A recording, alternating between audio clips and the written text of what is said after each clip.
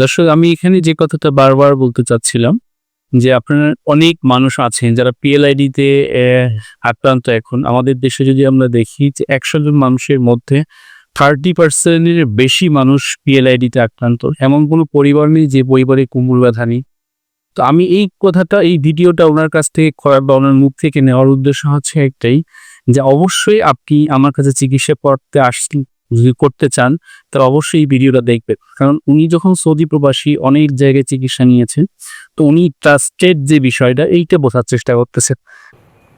তো স্যার আমার সঙ্গে যখন সৌদি আরব থেকে কথা বলে, তো আমি বলেছি স্যার আমার সৌদি আরবের অনেক প্রবাসী ভাই আছে, এবং আপনার যে এলাকা চট্টগ্রাম হাটাজারি, ওখান থেকেও অনেক পেশেন্ট আসে যারা আমার কাছে চিকিৎসা নিয়ে গেছে।